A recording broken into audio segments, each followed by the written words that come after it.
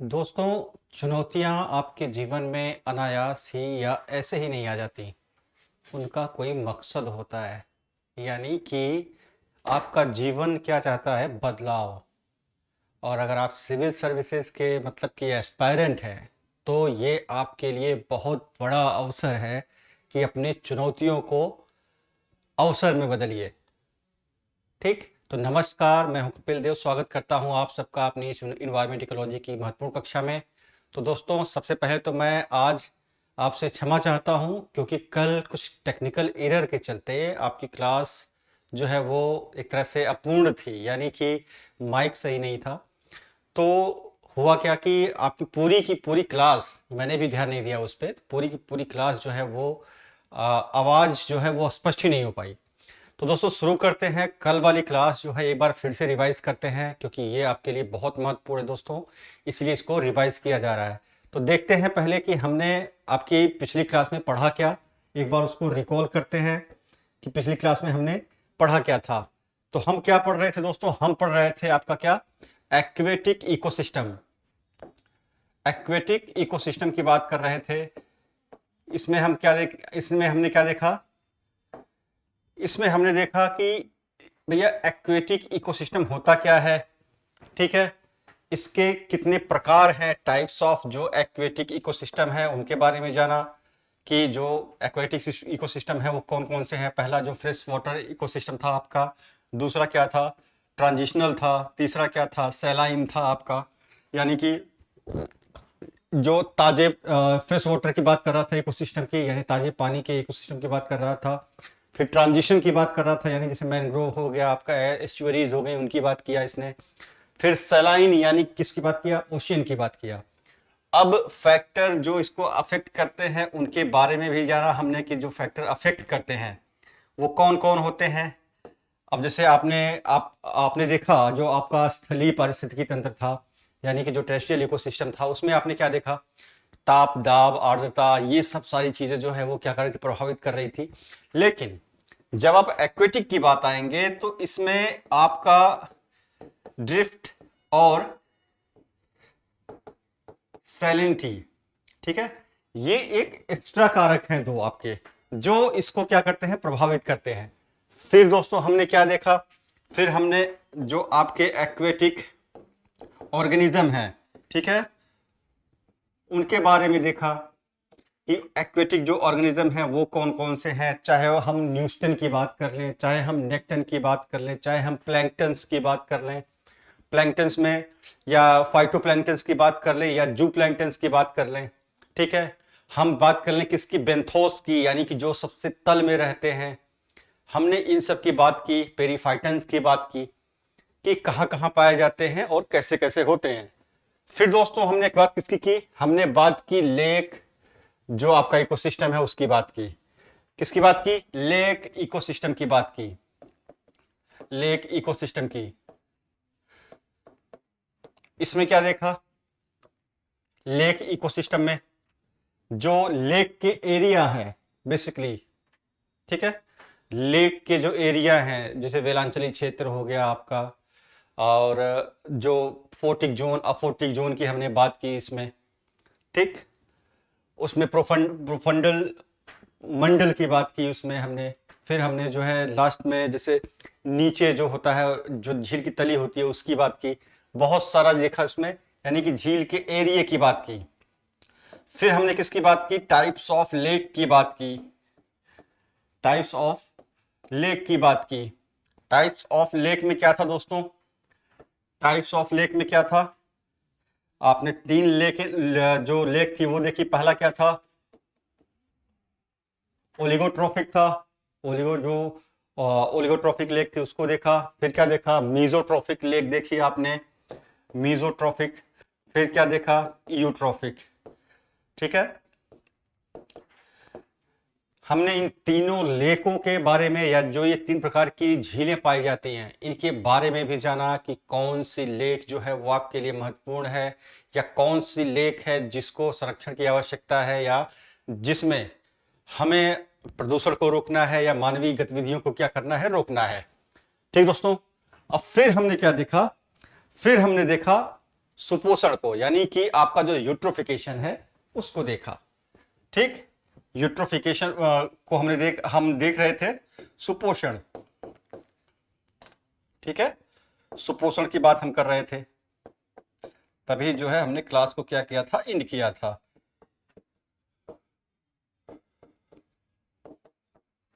Eutrophication की बात कर रहे थे। ठीक है, तो चलिए एक बार फिर से शुरू करते हैं कि भैया आपका जो यूट्रोफिकेशन है वो होता क्या है, क्यों इस पे ज्यादा जोर दिया जा रहा है, क्यों इस पे जो है चिंताएं लोग व्यक्त कर रहे हैं। ठीक, तो देखते हैं क्यों इतना आपके एग्जाम के लिए महत्वपूर्ण है। अब जैसे हम बात करते हैं सुपोषण की, ठीक है, तो जो आपका यूट्रोफिकेशन है वो क्या है दोस्तों, यह वह प्रक्रिया है जिसमें एक जल निकाय पोषक तत्वों से क्या होता है, अधिक समृद्ध हो जाता है। यानी कोई अगर जल स्रोत है आपके पास, उसमें पोषक तत्व अधिक आ गए हैं, या वह जल निकाय पोषक तत्वों से अधिक समृद्ध हो गया है, तो वो प्रक्रिया क्या कहलाती है, आपकी सुपोषण कहलाती है, जिसमें साधारण पौधे, यानी कि उस जल निकाय में पाए जाने वाले साधारण पौधे और किसका, शैवाल और प्लवक का क्या होता है, भरपूर विकास होता है या इनकी वृद्धि होती है। ठीक, जब आपके जल स्रोत में जो आपके पोषक तत्व हैं या पोषक हैं वो ज्यादा प्रवेश कर जाएंगे या ज्यादा फुलफिल हो जाएंगे, तो उससे क्या होगा, उससे होगा आपके जो साधारण पौधे हैं वहां के जल निकाय के आसपास के या जल निकाय में जो पौधे हैं उनका तो विकास होगा ही होगा, लेकिन साथ ही साथ किसका, शैवाल और प्लवक यानी कि जो प्लैंक्टन्स हैं उनका क्या होगा, विकास होगा। ठीक, उनका भी क्या होगा, विकास होगा। और यही प्रक्रिया क्या कहलाती है, आगे चल के शैवाल प्रस्फुटन की दर जो है वो क्या होती है, बढ़ जाती है। यानी शैवाल वृद्धि जब बढ़ जाएगी तो यह प्रक्रिया क्या कहलाती है, आपकी शैवाल प्रस्फुटन कहलाती है, एल्गल ब्लूम या एल्गी ब्लूम जिसको बोलते हो आप लोग।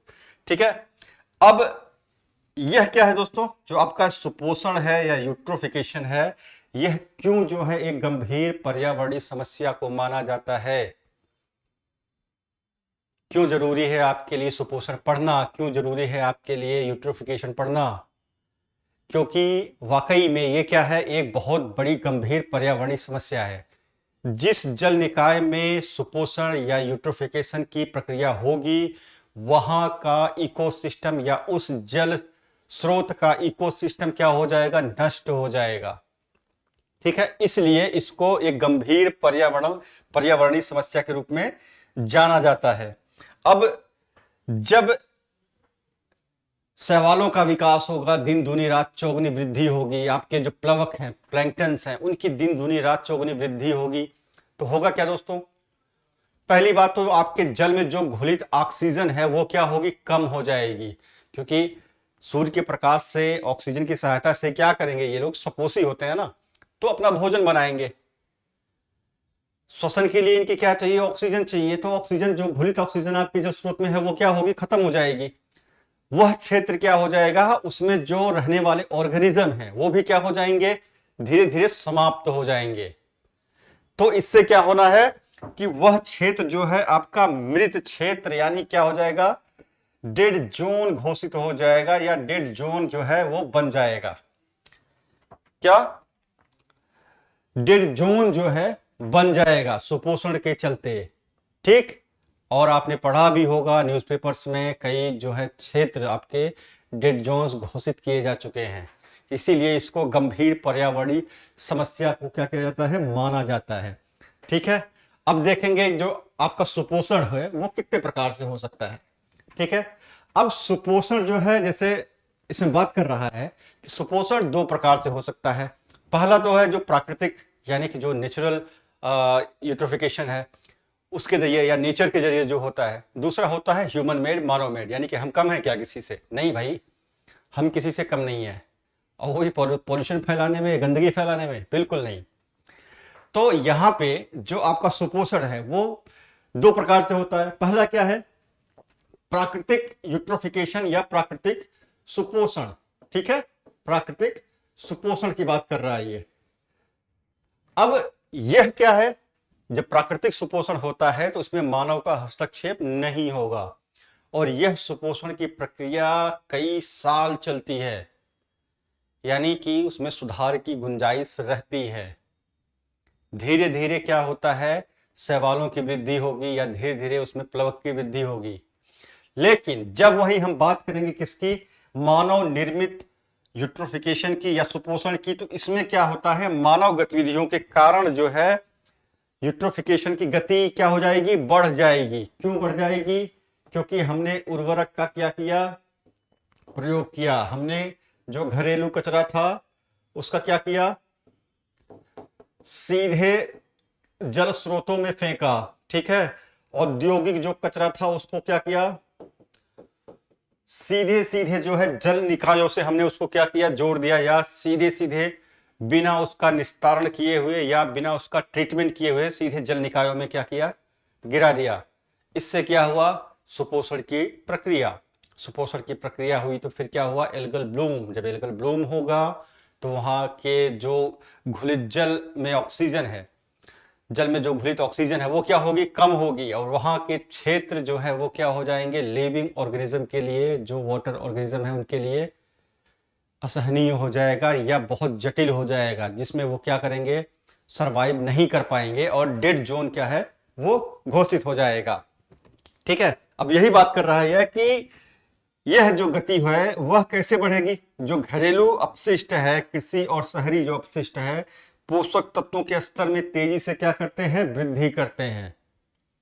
ठीक, और फिर जिससे क्या होती है, शैवाल वृद्धि होती है। ठीक है, अब जैसे यहां पे आप देख लो, फर्टिलाइजर्स का क्या हमने किया, उपयोग किया किसमें, खेतों में, किसके लिए, उत्पादन के लिए, कि भैया हम जो है ज्यादा से ज्यादा क्या करेंगे, उत्पादन करेंगे। ठीक है, यहां पे आपका घर है, ठीक है, घर से क्या किया आपने, कचरा सीधे कहां फेंका, जल स्रोत में। ठीक है, और फिर जो बड़ी बड़ी औद्योगिक इकाइयां हैं आपकी, ठीक, बड़ी बड़ी जो औद्योगिक इकाइयां हैं वो क्या कर रही हैं, वो भी अपना सीधे जो है ट्रीटमेंट किए हुए बिना कचरा वो कहाँ फेंक देती हैं, या उसके नाले, जो औद्योगिक इकाइयां हैं उनके नाले सीधे कहाँ जाके गिरते हैं, जल स्रोतों में। इससे क्या हो जाएगा, सुपोषण का स्तर बढ़ जाएगा। ठीक, अब वही देखिए, जब सुपोषण का स्तर बढ़ गया तो फिर क्या होगा, जो आपकी एल्गी है वो ब्लूम करेगी। ठीक है, पहले छोटे स्तर में हुआ करती थी, फिर अब क्या हो जाएगा, पूरे क्षेत्र में फैलना शुरू कर देगी आपकी क्या, एल्गी। जो आपका शैवाल है, जो प्लैंक्टन्स हैं वो क्या है, पूरे क्षेत्र में फैलना शुरू कर देंगे। और जो सनलाइट आ रही है, यानी कि झील है ना, झील वो बताया था मैंने आपको कि जो झील है उसमें भी जोन्स होते हैं। ये ऊपर वाला जो 200 मीटर का जोन है, ये क्या है दोस्तों, ये फोटिक जोन है आपका। तो फोटिक जोन में क्या है, जो आपका सनलाइट है वो क्या करेगा, पेनिट्रेट करेगा, वहां के जो जीव जंतु हैं वो अच्छे से मेटाबॉलिज्म कर पाएंगे, अच्छे से प्रजनन कर पाएंगे, और अपनी जनसंख्या क्या करेंगे, संतुलित मात्रा में रखेंगे या जनसंख्या वृद्धि करेंगे। ठीक, अब जब शैवाल ऊपर आ गया या आपकी एल्गी ऊपर आ गई, तो ये क्या किया, इसने सूर्य के प्रकाश को नीचे पेनिट्रेट करने से क्या किया, रोक दिया। अब वहां पे जो आवश्यकता है तापमान की, या जो आवश्यकता है सूर्य के प्रकाश की, जीवों के विकास के लिए, वृद्धि के लिए, मेटाबॉलिज्म के लिए, वो क्या है, नहीं मिल पा रहा है। इससे क्या होगा, मछलियां आपकी समाप्त हो जाएंगी या मर जाएंगी, या उसमें रहने वाले, उस जल स्रोत में रहने वाले जो ऑर्गेनिज्म है वो क्या हो जाएंगे, समाप्त हो जाएंगे। ठीक है दोस्तों, अब हमने देख लिया कि जो आपका ये सुपोषण है वो दो प्रकार से होता है, पहला तो नेचुरल होगा, दूसरा कौन होगा, ह्यूमन मेड, यानी मानव निर्मित होगा। फिर अब देखेंगे उत्पत्ति के आधार पर देखा जाए तो जो सोर्स ऑफ यूट्रोफिकेशन है, पहला जो पॉइंट सोर्स की बात करता है कि भैया जो आपका सुपोषण है, यानी कि जो बिंदु स्रोत है, पॉइंट सोर्स है, उससे, यानी कि जहां से उत्पन्न हुआ और उत्पन्न होने के बाद वो सीधे कहां पहुंचा, जल स्रोत में। ठीक, सीधे कहां पहुंचा, जल स्रोत में पहुंचा। अब ये इसमें कौन कौन होगा दोस्तों, इसमें आपके आ जाएंगे अपशिष्ट जल प्रवाह आ जाएंगे, पशु अपशिष्ट आ जाएंगे, खनन उद्योग, गैर निपटान औद्योगिक कचरा। ये क्या करते हैं, सीधे के सीधे जो आपके जल स्रोत हैं उनमें गिरा दिए जाते हैं या उनमें डाल दिए जाते हैं बिना ट्रीटमेंट किए। सोचिए, कितना नुकसान होता होगा। ठीक, अब जैसे कि नॉन जो पॉइंट सोर्स है उसकी बात जब करते हैं, गैर बिंदु स्रोत की, तो ये सीधे पानी में नहीं जाते, या जाने में जो है बहुत समय लगाते हैं।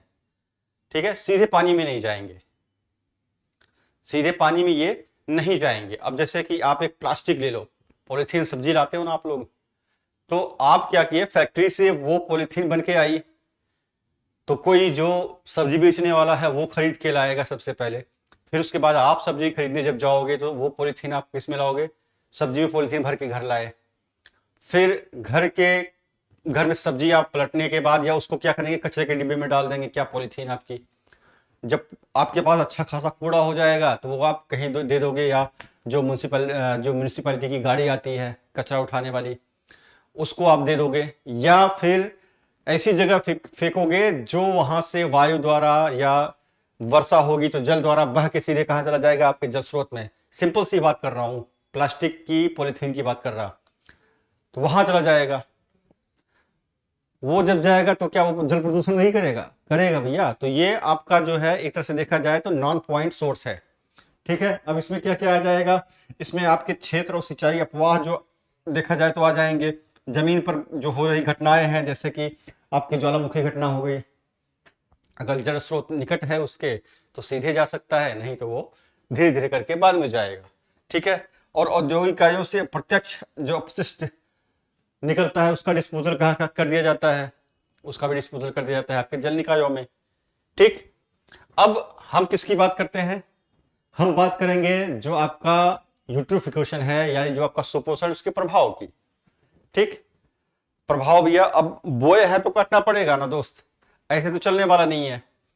क्योंकि अगर हमने चीजें उत्पन्न की हैं, आप सीधे जाइए पहली क्लास में जहां आपको बताया गया था बैरी कॉमनर के 4 नियम, यानी इकोलॉजी के 4 नियम।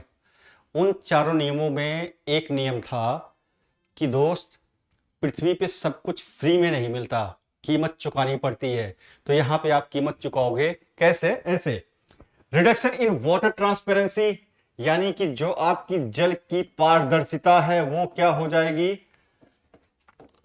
पारदर्शिता वो क्या हो जाएगी, कम हो जाएगी। ठीक है, जिससे आपका जो झील का फोटिक जोन है वो भी क्या हो जाएगा, वहां पे भी जो सनलाइट है वो क्या हो जाएगी, पेनिट्रेट ज्यादा नहीं कर पाएगी, जो उसमें डिसॉल्व ऑक्सीजन है वो भी क्या हो जाएगा, कम हो जाएगा।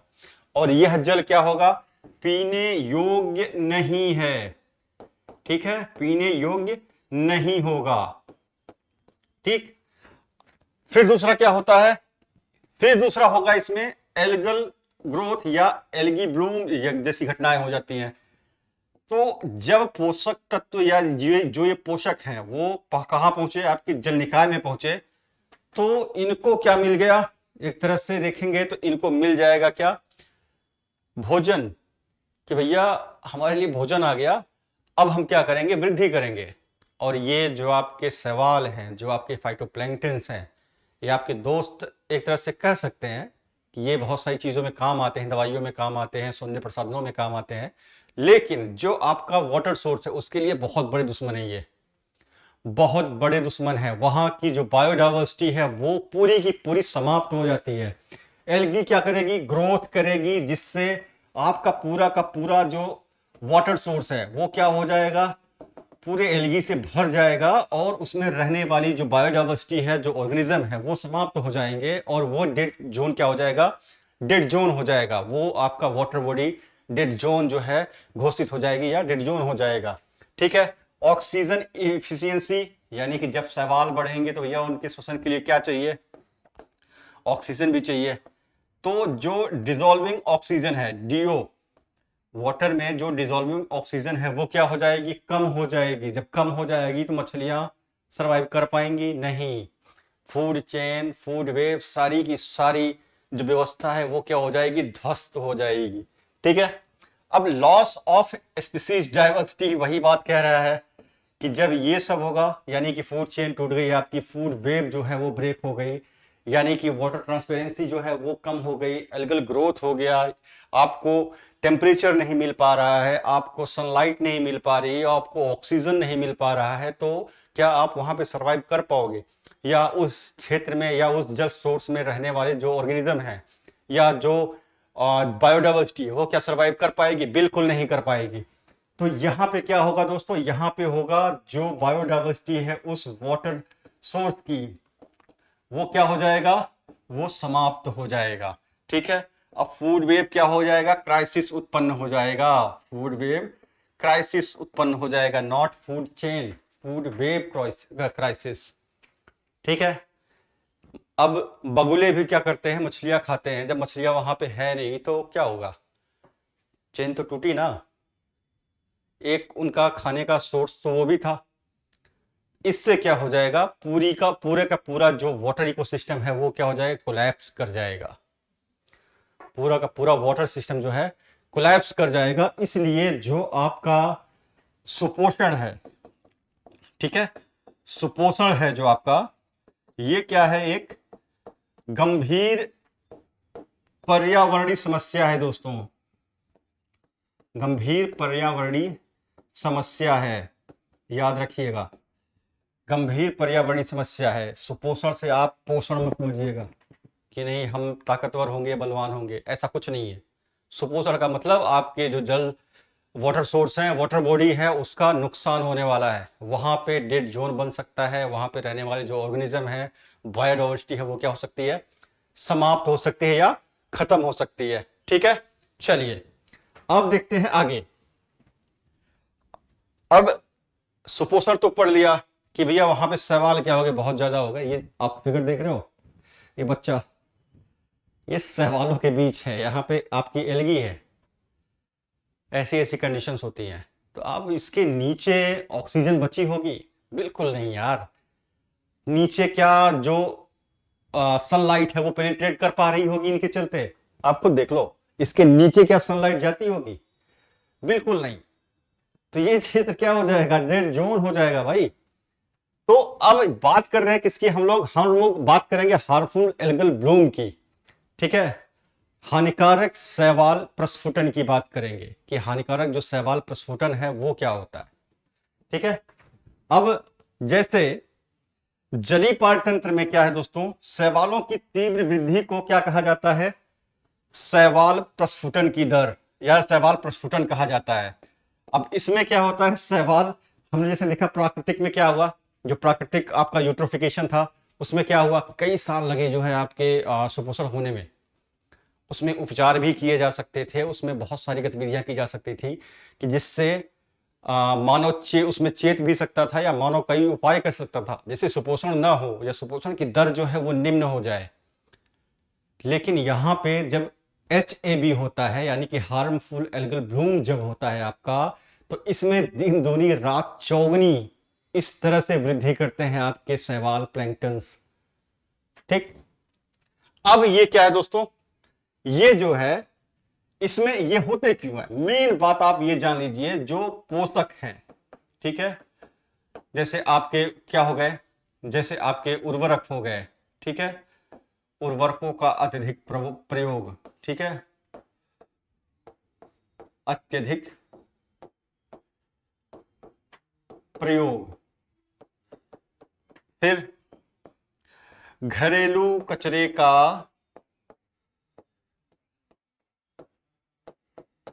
जल स्रोतों में निपटान,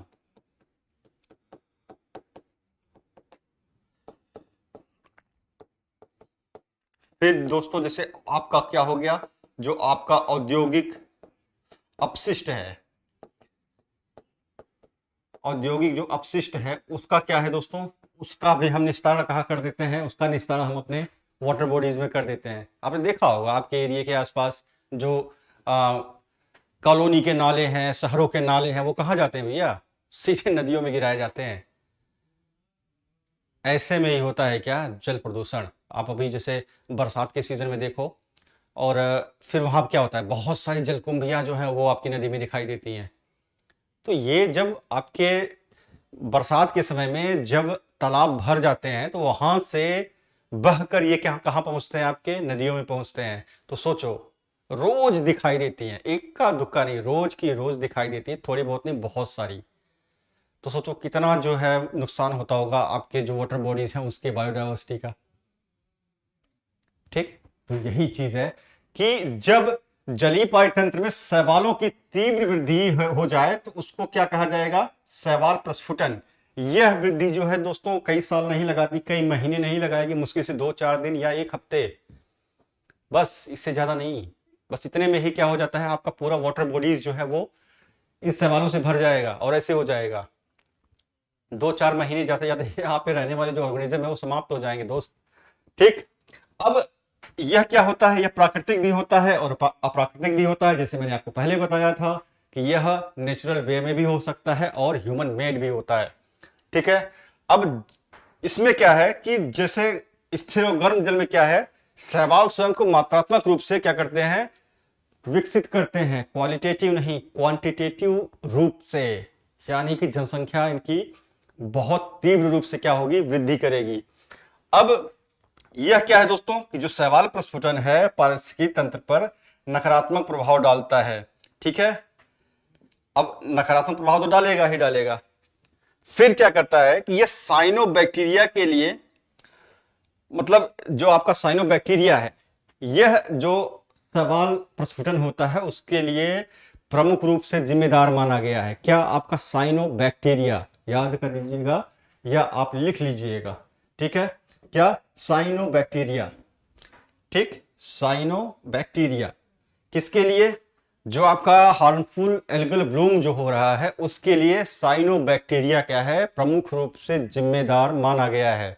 और यही साइनोबैक्टीरिया दोस्त, इसी को क्या बोला जाता है, ब्लू ग्रीन एल्गी या ब्लू ग्रीन शैवाल भी कहा जाता है, इसी साइनोबैक्टीरिया को।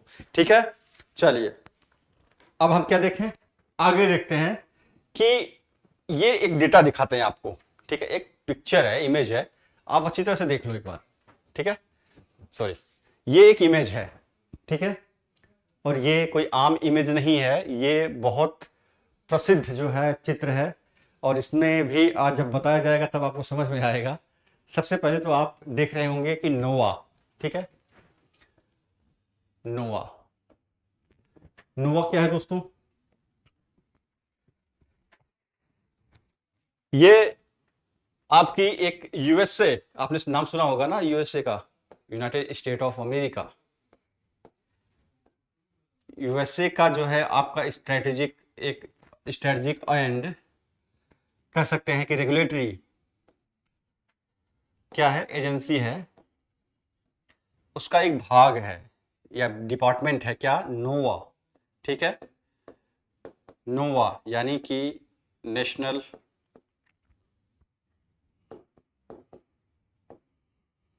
Oceanic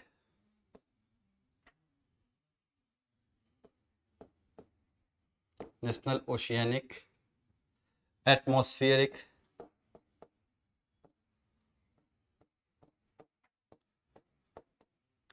administration.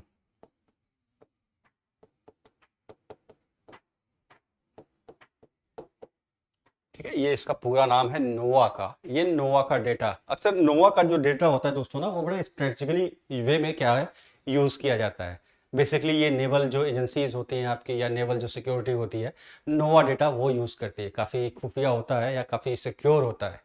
ठीक है, इसलिए, लेकिन यहाँ पे एक तरह से देखा जाए जो इन्वायरमेंटल कंसर्न है उसके लिए नोवा डेटा यूज किया गया।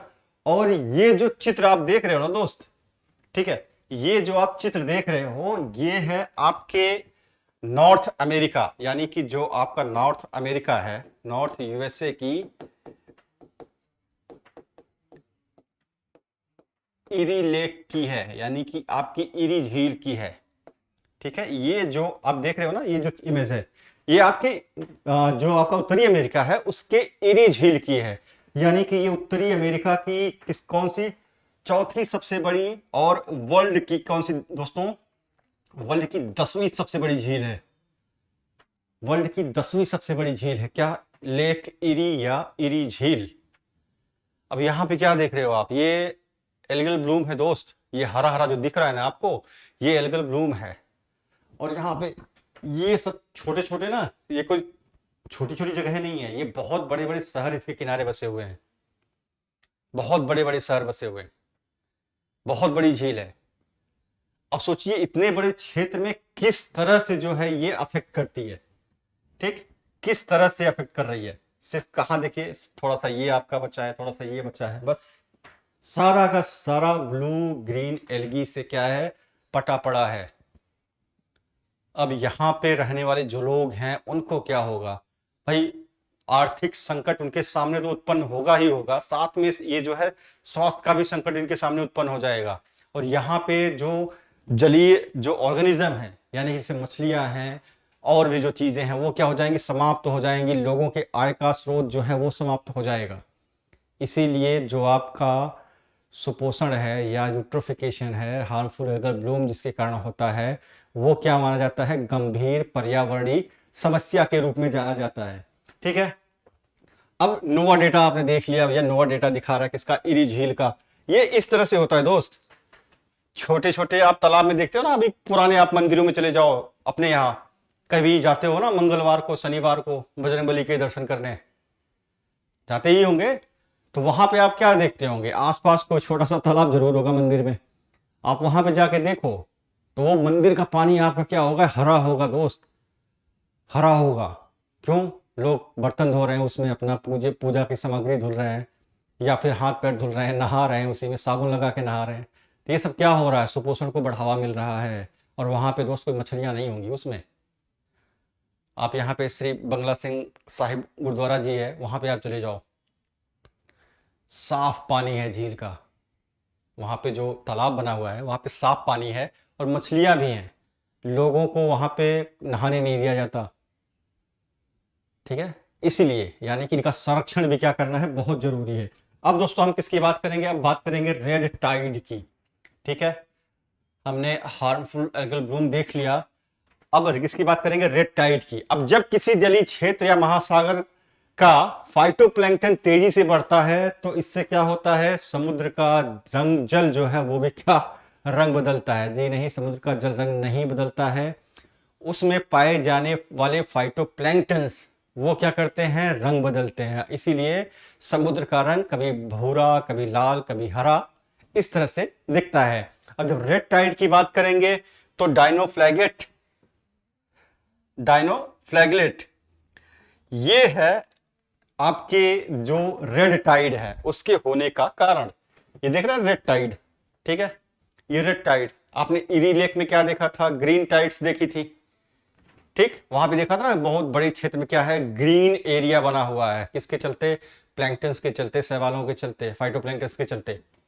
ठीक है, अब जैसे रेड टाइड की बात कर रहा है, ठीक है। अब रेड टाइड किसके चलते होगा, डायनोफ्लैगेलेट के कारण।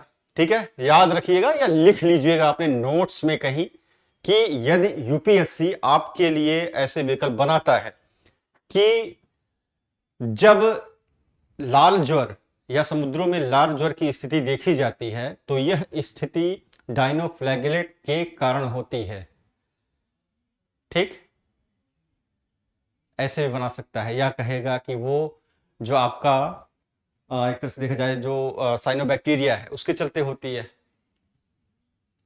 जब आप जानते रहोगे कि डायनोफ्लैगेलेट जो है उसी कारण आपके समुद्र का जल जो है वो किस तरह दिखता है, लाल दिखता है, तो क्या होगा, तभी तो होगा कि भैया ये आपका जो समुद्र का जल है वो क्या है, रेड टाइड से ग्रसित है या उसमें रेड टाइड्स हैं। ठीक, अब देखा जाए तो रेड टाइड क्या है, एक भ्रामक शब्द है। ठीक है, जरूरी नहीं है कि जो टाइड्स हैं वो रेड ही हो। ठीक है, रेड टाइड्स न्यूज में था इसलिए इसको ले लिया गया। रेड टाइड्स जरूरी नहीं कि न्यूज में ही हो, ये डिपेंड करता है कि वो कौन सी प्रजाति है। ग्रीन है तो वो क्या हो जाएगा, साइनोबैक्टीरिया, यानी कि जो ब्लू ग्रीन एल्गी है वो आपके लिए जिम्मेदार हो जाएगी। और दूसरा जो डायनोफ्लैगेलेट है ये जिम्मेदार किसके लिए हो जाएगा, ये जिम्मेदार हो जाएगा आपके रेड टाइड के लिए। ठीक है, चलिए अब रेड टाइड आपने देख ही लिया। अब चलते हैं अपने सबसे इंपॉर्टेंट सेगमेंट की तरफ, या सबसे महत्वपूर्ण सेगमेंट की तरफ, जहां से इस बार यूपीएससी क्वेश्चन पूछने वाला आपसे। किससे? वेटलैंड इकोसिस्टम से, ठीक है, आर्द्र भूमि पारिस्थितिकी तंत्र से। यानी कि सबसे महत्वपूर्ण टॉपिक है आपका। जैसे कि आपने देखा था ना टेरेस्ट्रियल में मैंग्रोव, जब टेरेस्ट्रियल में हम मैंग्रोव की बात करते थे उसमें बहुत सारी चीज़ें हमने देखी थी। यहाँ पे भी क्या बात करेंगे? वेटलैंड्स की बात करेंगे, ठीक है।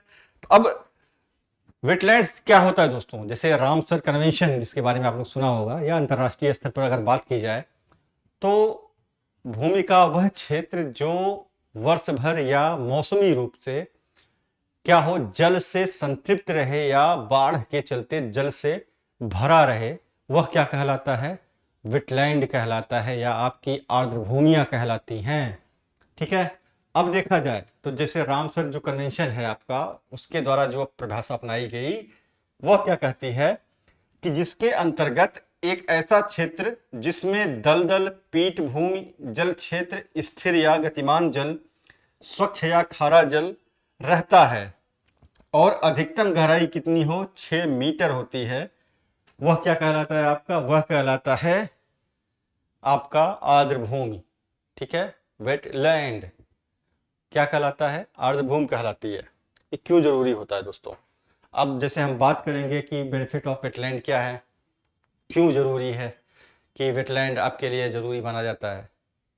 अब जैसे बात करें तो जो बेनिफिट्स हैं, यानी कि जो एक तरह से लाभ प्रदान कर रहा है वेटलैंड आपको, तो वो क्या कर रहा है? ग्राउंड वाटर लेवल को क्या कर रहा है? बढ़ा रहा है। ग्राउंड वाटर लेवल को क्या कर रहा है? इंक्रीज कर रहा है। किसके? भाई जहां वेटलैंड होगा वहां उस क्षेत्र के। सिंपल सी बात है। अब देखा जाए तो भारत में विश्व की 17% जो है वो पॉपुलेशन रहती है, ठीक है। अब इस 17% पॉपुलेशन को पीने के लिए पानी कितना है अपने पास? केवल 4% दोस्त। बहुत गंभीर स्थिति है, बहुत ही गंभीर स्थिति है। आप सोच रहे हो वेटलैंड्स ऐसे ही होते होंगे ना, दलदली क्षेत्र है, छोटे मोटे तालाब हैं, हम लोग ध्यान नहीं देते उस पर। देना चाहिए। फ्री में कुछ नहीं है यहाँ पे। सांस ले रहे हो तो उसकी भी कीमत चुका रहे हो, ठीक है। अब जैसे हम बात करेंगे किसकी, 17% जो है पॉपुलेशन अपने यहाँ है और 4% केवल है पानी है किसके लिए? स्वच्छ पानी है पीने के लिए, सिंचाई के लिए, केवल 4%। अब हम जैसे बात करें 1960 के एरा की, ठीक है, 1960 के एरा की अगर बात करें, फिर यहाँ पे क्या हुआ था दोस्तों? यहाँ पे हुआ था आपका ग्रीन रेवोल्यूशन, ठीक है, हरित क्रांति आई थी। तो क्या किया गया? उत्पादन को बढ़ावा दिया गया, तो खूब जो है भूजल का दोहन हुआ, खूब जो है भूजल का दोहन हुआ। इससे क्या हुआ कि जो आपका भूजल है वो नीचे चला गया, उसका स्तर नीचे चला गया। अब रिचार्ज कैसे हो? वर्षा का जल जो है वो अगर रन ऑफ है, यानी कि बह जा रहा है, तो किसी काम का नहीं है दोस्त। अगर कहीं जगह इकट्ठा हो रहा है किसी तालाब में, बड़े क्षेत्र में, तो वो क्या करेगा? आपके वाटर बॉडी को रिचार्ज करेगा, आपके वाटर लेवल को क्या करेगा? इंक्रीज करेगा। अब जैसे हम बात करते हैं किसके लिए, जैसे हम बात करते हैं कि भाई जो अपने यहाँ ग्राउंड वाटर लेवल राइज की बात कर रहे हैं, जैसे तो यहाँ पे क्या देखेंगे कि इसके लिए सरकार ने भी ना बहुत सारे प्रयास किए। जैसे आप मिनिस्ट्री ऑफ वाटर रिसोर्स का डेटा देख लो, 2022 में जो आया कि 2004 से भी जो स्तर निर्धारित किया गया था उसके नीचे आपका वाटर लेवल चला गया है, ठीक। बहुत गंभीर स्थिति है। जब भी अभी कभी बोरवेल आप करवाते हो ना, नलकूप लगवाने के लिए, नल लगवाने के लिए, तो आसपास के जो बुजुर्ग लोग होंगे उनसे पूछो आप, तो वो बताएंगे कि नहीं भैया पहले 80 फीट पे पानी होता था, अब तो 150 के पार चला गया है। तो ये हमारा फेल्योर है दोस्तों, ये हमारी असफलता है कि पानी का स्तर है, भूजल का जो स्तर है इतना नीचे चला गया है। क्यों? हम ध्यान ही नहीं देते भाई। बारिश हो रही है, क्या मतलब है, हो रही है, बैठ के चाय पकौड़े खाओ, नहीं करना है ऐसे। अब जैसे ग्राउंड वाटर लेवल राइज की बात हो रही है, यहाँ पे भारत सरकार क्या लेके आती है? राष्ट्रीय जल नीति, ठीक है दोस्त। भारत सरकार क्या लेके आती है? क्यों जो जोर दिया जा रहा है वेटलैंड के संरक्षण पे, क्यों कहा जा रहा है कि भैया ये इंपॉर्टेंट है आपके लिए, ठीक है। राष्ट्रीय जल नीति लाता है कौन? भारत। फिर क्या लाता है? पीएम कृषि सिंचाई योजना।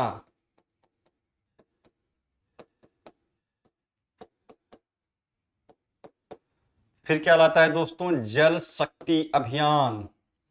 ये क्यों लाए जा रहे हैं?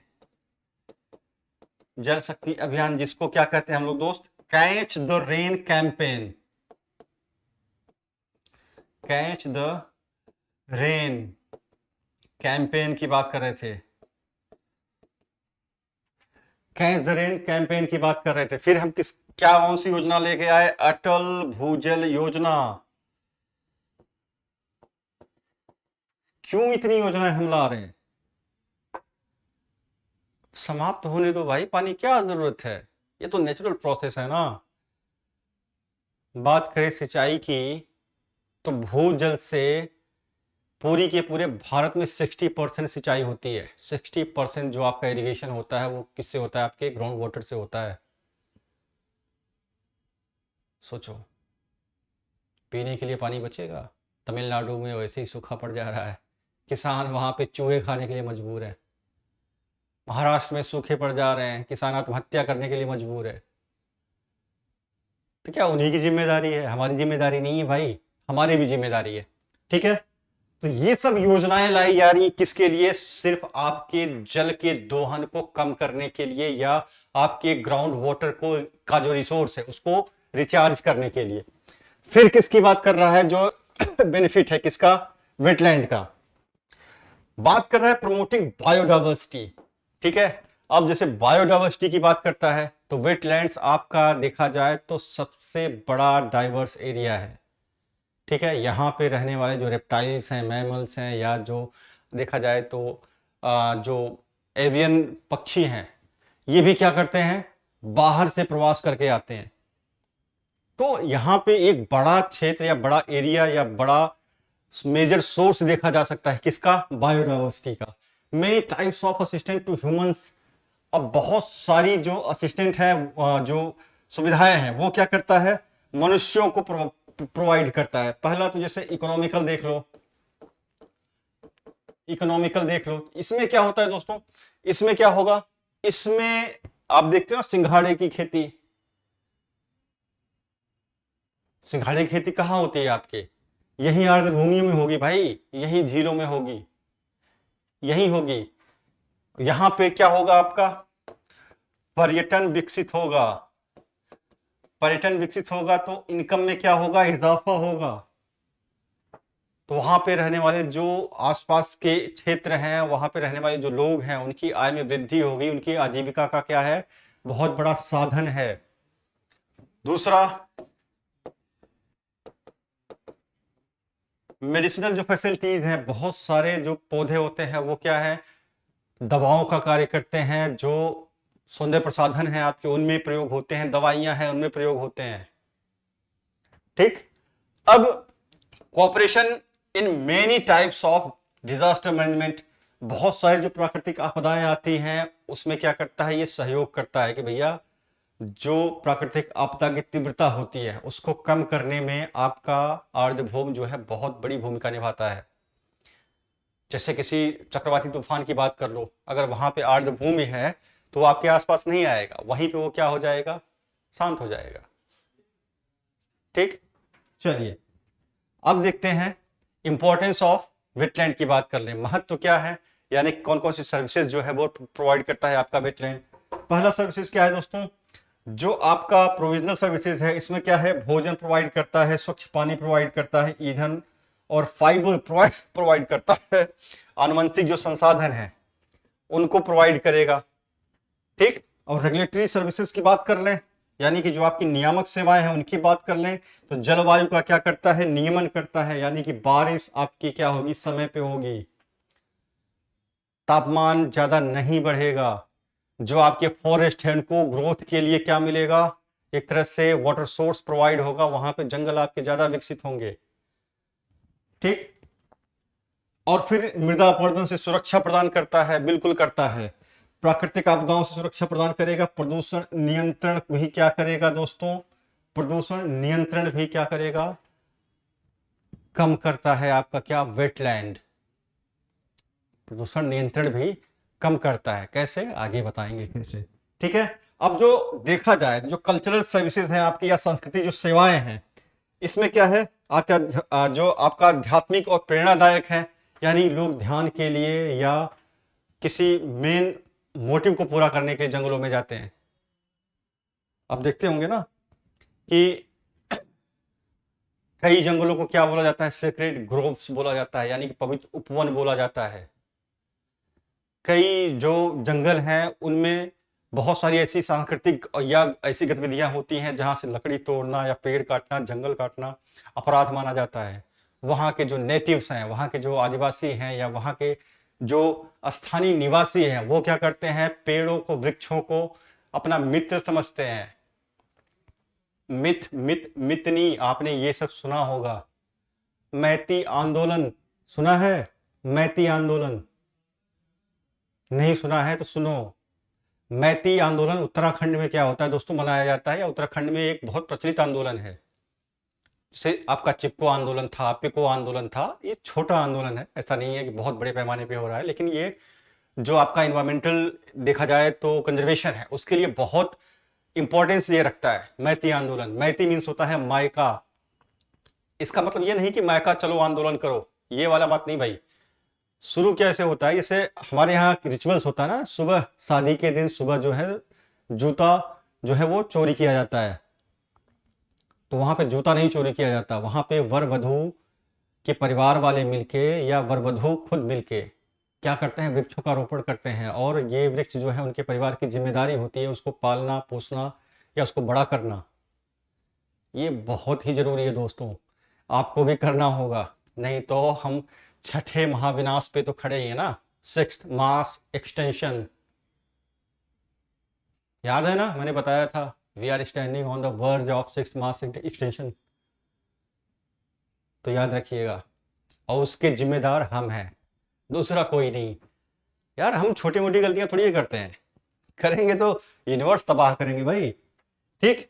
मनोरंजन, आप पिकनिक मनाने जाते हो या आप देखोगे तो अक्सर वहां पे खेलने के लिए या छोटे मोटे गेम्स के लिए आप कहाँ जाते हो, जो आपके वेटलैंड्स हैं उनकी तरफ जाते हो।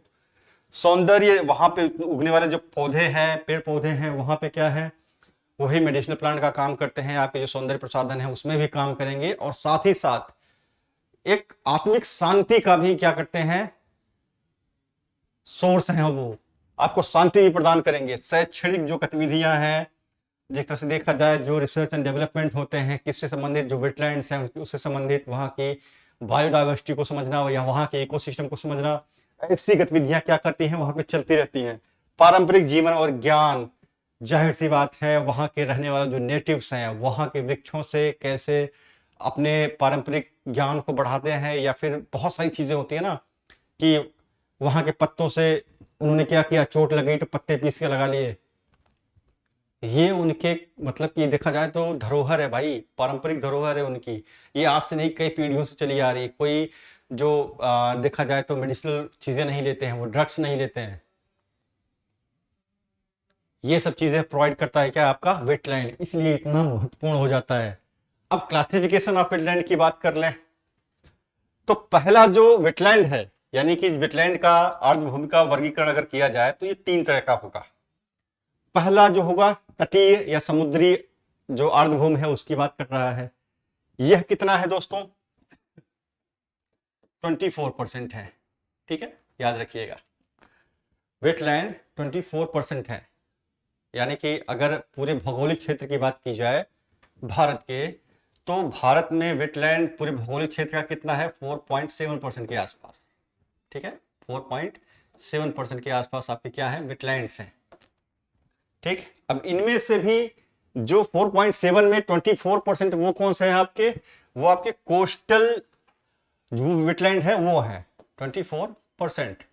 अब कोस्टल में भी जो मैन मेड है, ठीक है, वो कितने हैं, 3% है। यानी कि ये मिला के कितना, मैन मेड और नेचुरल जो है मिला के कितने हो गए, 27%।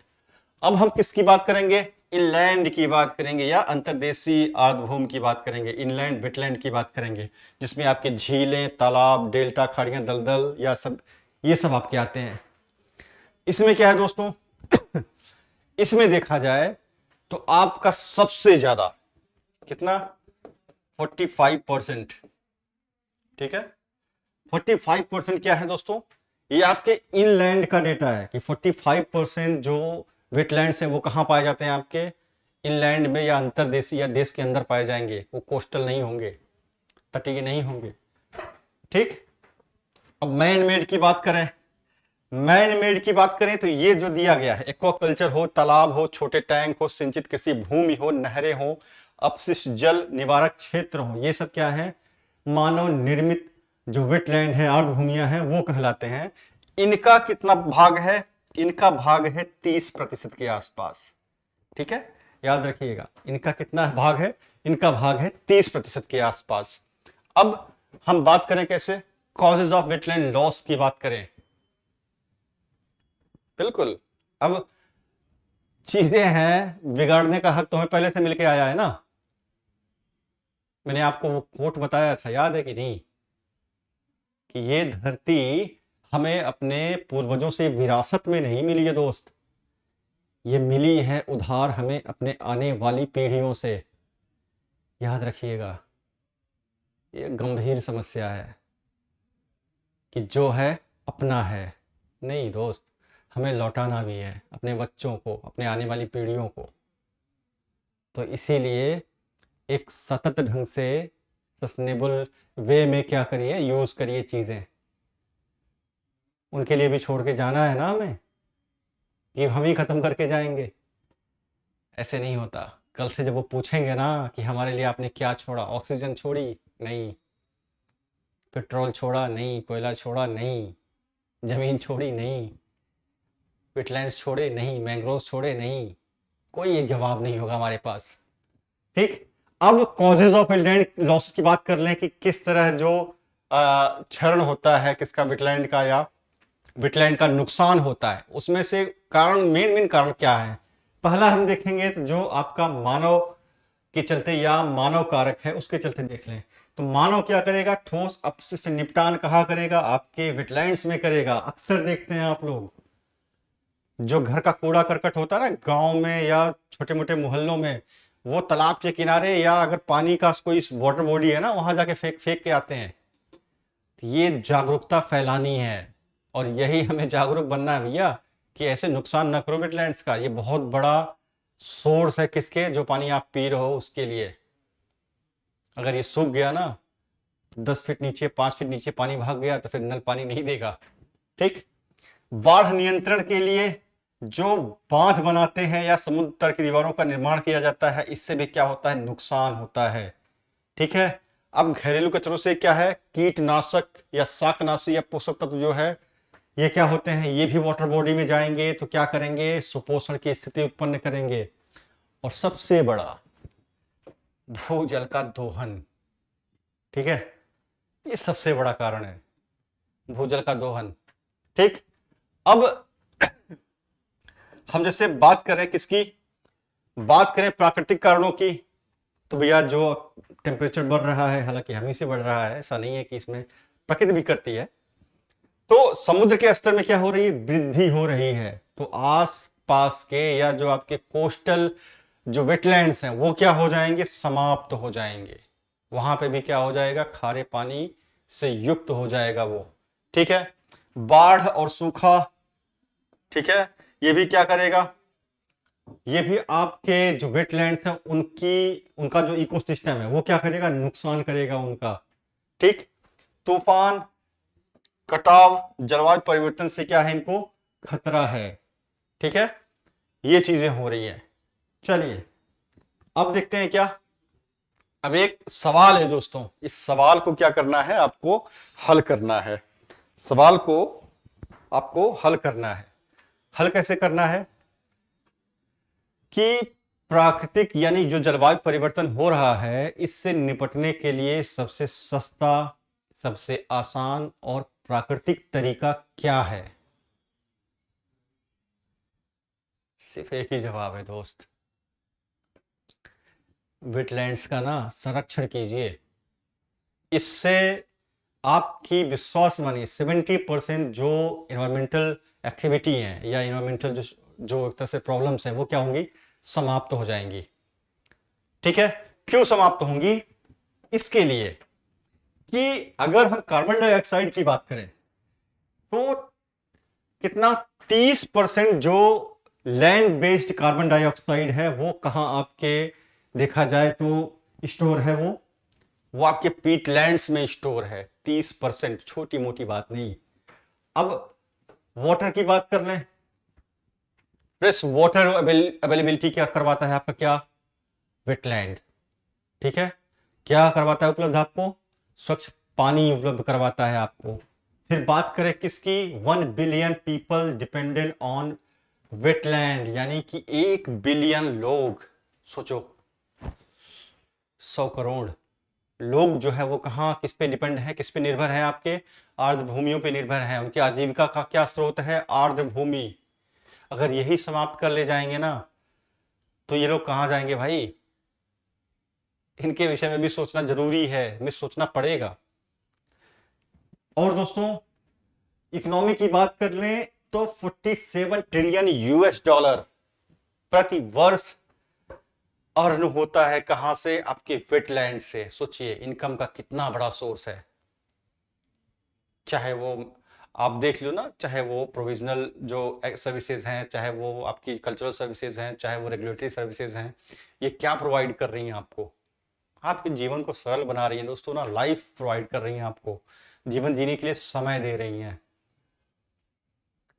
और इकोनॉमिक गतिविधियों की बात कर ली जाए तो कितना, 47 ट्रिलियन यूएस डॉलर क्या हो रहा है, जनरेट हो रहा है, किससे, आपके केवल वेटलैंड से, केवल वेटलैंड से। अब जैसे बात करें हम किसकी, बात करें कि 300 सालों में, यानी कि हमारे परदादा के दादा के पिताजी, 300 सालों में हमने कितना, 87% जो आपके वेटलैंड है उनका क्या किया, उनको खत्म कर दिया। ये बहुत दूर की बात है दोस्त, तब से हम कितने ज्ञानी हो गए ना। नहीं, 50 साल की बात ले लो भाई, 50 साल में हमने क्या किया, 35% जो वेटलैंड है उसको क्या किया, समाप्त कर दिया। अब यहाँ पे रहने वाले जो लोग हैं, यहाँ की जो बायोडाइवर्सिटी है, यहाँ पे निर्भर या डिपेंडेंट जो जिनकी आजीविका है, कहाँ जाएंगे भाई, सोचिए।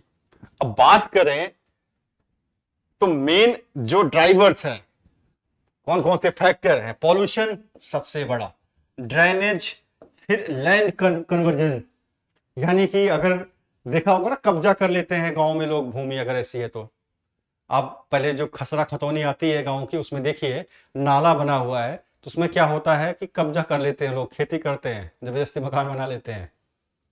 भैया वो वेटलैंड है, ऐसा ना करो, ठीक है, उसको वैसे ही रहने दो। अब बात करें 1 मिलियन एनिमल एंड प्लांट जो है वो क्या है, प्रजातियां ये थ्रेटेंड हैं, यानी कि संकटग्रस्त हैं, यानी कि यहाँ पे रहने वाली, वेटलैंड्स में रहने वाली 1 मिलियन प्लांट और जो आपके एनिमल की स्पीसीज हैं वो क्या है, संकटग्रस्त हैं। और कौन, कैसे संकटग्रस्त हैं भाई, पॉल्यूशन हम इतना कर रहे हैं, ड्रेनेज इतना बढ़ गया है, या फिर आप देख लो हम क्या कर रहे हैं, इंक्रोचमेंट किए जा रहे हैं, लैंड कन्वर्जन किए जा रहे हैं, उद्योग लगा रहे हैं, मकान बना रहे हैं, शहरीकरण को बढ़ावा दे रहे हैं।